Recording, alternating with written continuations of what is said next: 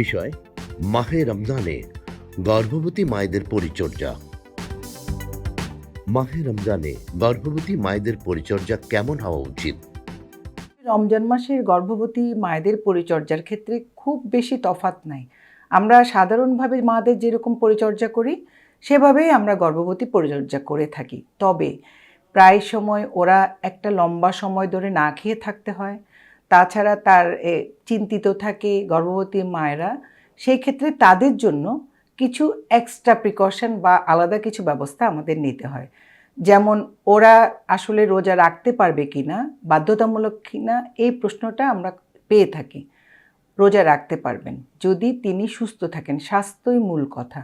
কারো যদি কোনো সমস্যা থাকে বা কিছু অসুবিধা থাকে তাহলে রমজান মাসে রোজা না রেখে এটা পরবর্তীতে পরে পুড়ায় দেওয়া কিংবা অন্য কিছু দিয়ে ফিদায়া দিয়ে এটাকে পূরণ করার ইসলামসম্মত আছে। কাজেই রমজান মাসের জন্য রোজার ব্যাপারে তেমন কোনো চিন্তা নাই। সব গর্ভবতী মায়েরা কি রোজা রাখতে পারবেন? এটা নির্ভর করে গর্ভবতী মা তো একজন কারো গাইনোকোলজিস্টদের পরিচর্যা থাকেন অথবা কারো চেক আপে থাকেন।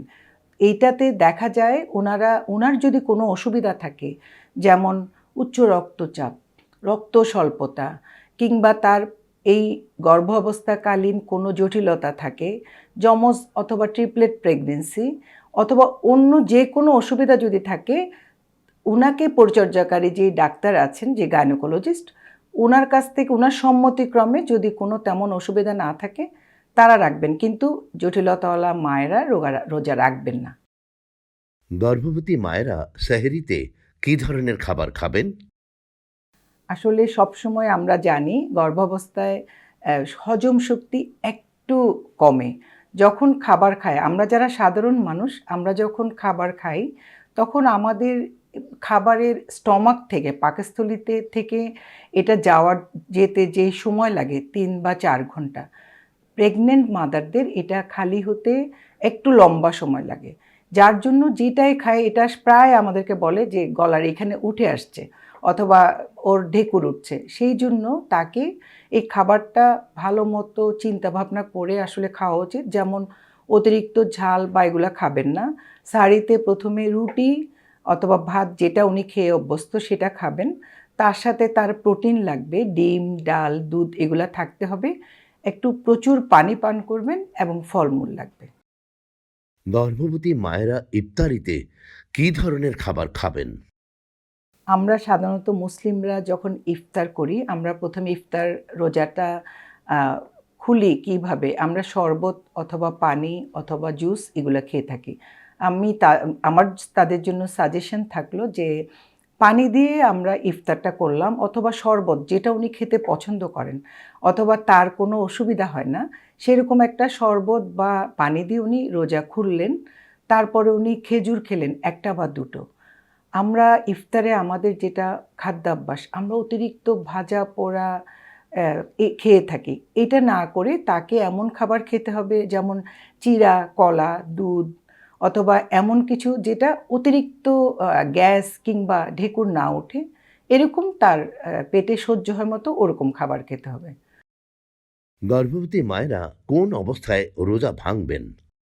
হ্যাঁ, রোজা রাখলে, রোজা তো উনি রাখছেন, হঠাৎ করে যদি উনার চোখে কম দেখছেন, মাথা ঘুরছেন, খুব দুর্বল লাগছে, ইউরিনেশন কম হচ্ছে, যে কোনো কিছুতে তার অতিরিক্ত যদি বমি হলো বা যে কোনো কিছুর জন্য তার খারাপ লাগছে, তখনই উনি রোজা খুলে ফেলবেন। আসলে রোজা বাদ দিয়ে তখন তিনি খাবার খাবেন এবং তার যিনি পরিচর্যাকারী গাইনোকোলজিস্ট বা যাকে তিনি দেখান তার সাথে পরামর্শ করবেন তার এই অসুবিধাটা কেন হচ্ছে। গর্ভবতী মায়েরা রোজা রাখলে গর্ভের বাচ্চার কি কোনো ক্ষতি হবে? সাধারণত যে গর্ভবতী মহিলা ঠিকমতো খাবার খেতে পারছেন, উনি এই ভো স ফজর থেকে মাগরিব পর্যন্ত এই সময়টা উনি না খেয়ে থাকলেও ইফতার থেকে সেহরি পর্যন্ত পর্যাপ্ত খাবার, পানি পান করেন অথবা ওনার যে ওষুধপত্র, এতে গর্ভস্থ শিশুর কোনো অসুবিধা হওয়ার কথা না।